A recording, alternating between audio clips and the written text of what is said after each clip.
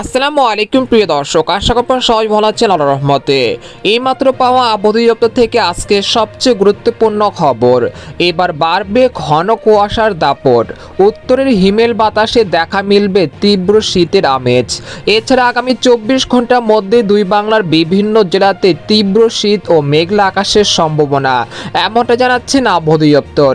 আজ ও আগামীকাল কোন কোন জেলায় এই ঘন কুয়াশা দেখা মিলতে পারে, এই বিষয়ে কি বলছে আজকের আবহাওয়ার রিপোর্টে জানিয়ে দিব। সম্পূর্ণ বিস্তারিত ভিডিওদের সঙ্গে থাকুন। আর আপনি কোন জেলা থেকে খবরটি দেখছেন অবশ্যই কমেন্ট করে জানিয়ে দিবেন। আর সবার আগে সর্বপ্রথম সঠিক খবর জানতে আমাদের চ্যানেলটিকে সাবস্ক্রাইব করে রাখুন। এবার জেনে নিন এক নজরে।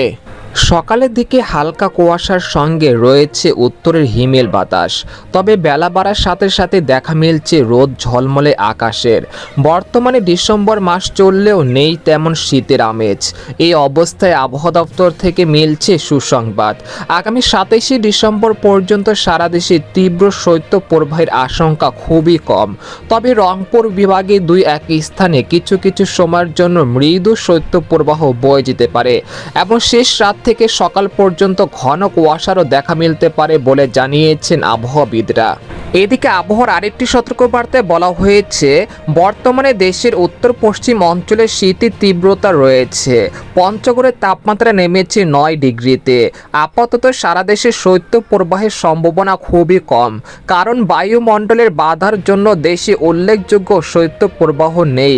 শুধু পঞ্চগড়ে 10 ডিগ্রি সেলসিয়াসের নিচে তাপমাত্রা নামলেও অন্যান্য স্থানে 10 ডিগ্রি বা তার চেয়েও বেশি রয়েছে। অন্তত আগামী 27শে ডিসেম্বর পর্যন্ত পাকাপোক্তভাবে শৈত্য প্রবাহ সম্ভাবনা পাওয়া যায়নি।